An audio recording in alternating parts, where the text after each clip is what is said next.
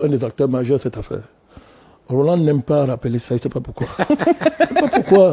Balafon ne veut pas dire c'était ces choses-là au Camerounais. Bon. Mais on le reconnaît, la preuve, vous êtes là ce soir. Rappelle-le, Bandakani. Pourquoi tu veux que je le fasse à toi? Non, il faut qu'on rie un peu. Le monsieur est trop sérieux. Ça, c'était trop sérieux, Roland est sérieux. Vous êtes sérieux, rions un peu. L'affaire est sérieuse aussi. Je suis d'accord. Donc, je peux dire qu'il y a des évolutions. Il y a une diversification des partenariats qui s'est imposée à la France. Elle n'a pas le choix. Elle est là, c'est un fait. Et si vous regardez, même la gestion de la zone franc, le Cameroun a fait des choses très audacieuses. C'est que bon, l'État camerounais est un très mauvais communicateur. L'État camerounais, en matière de communication, c'est un des États les plus nuls au monde. Pourtant, ils ont les moyens pour le faire. Dès les années 2016, allez faire les archives de la BRK, vous allez voir ça.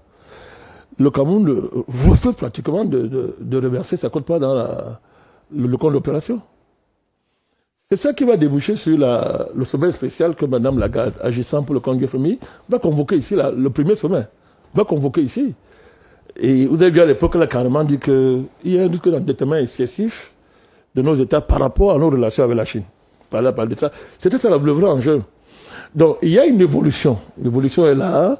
Aujourd'hui, le projet de fusion CEMAC, CEAC, comment on va fusionner sans parler du franc CFA? Puisque vous avez des pays, l'Angola, qui ont leur monnaie. Donc la question monétaire ne sera pas... C'est un dossier, c'est le Cameroun on a confié le dossier au président Biya. Il gère ça. Donc il y a des évolutions. C'est pour ça que la France, justement, pour empêcher cette évolution d'aboutir, fait tout pour chercher à contrôler la succession du président Biya au Cameroun, comme elle a fait ailleurs. Parce que c'est là l'enjeu.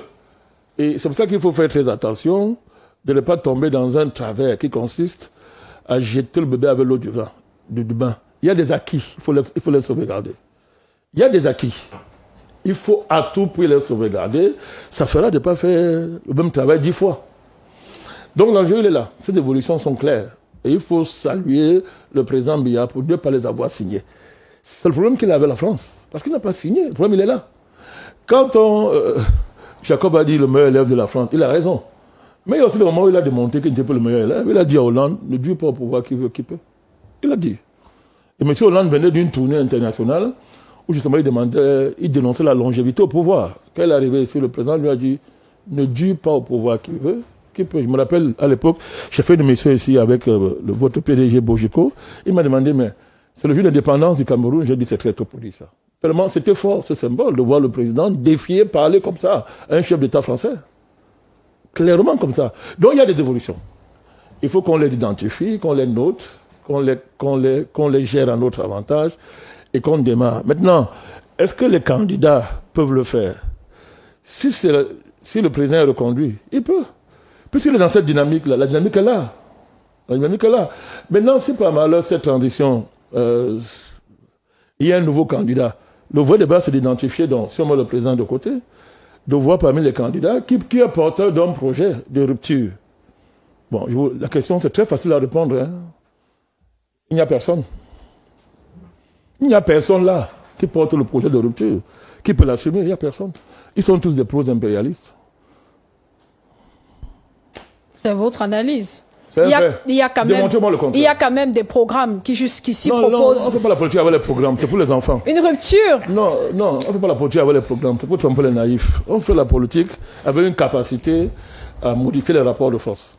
Ce n'est pas un programme c'est un boulot, c'est un catalogue pour naïfs. On regarde si quelqu'un a la volonté de modifier les rapports de force. Mais quand vous voyez ça, moi, ça fait 15 ans que nous posons des problèmes, le vrai débat sur l'Afrique. Mais vous avez beaucoup de candidats là qui ouvertement disent que notre combat là, ça n'intéresse pas, ça n'intéresse pas. Si nous on gagne, c'est bon. Ils le disent ouvertement, ils ne cachent même pas. Et ils ont fait ils considèrent que en se présentant comme état anti-panafricaniste, ils gagnent des galons auprès des puissances occidentales dans le cadre de leur projet de prendre le pouvoir au Cameroun. Mais vous savez, il faut toujours préférer la copie à l'original à la copie. Hein.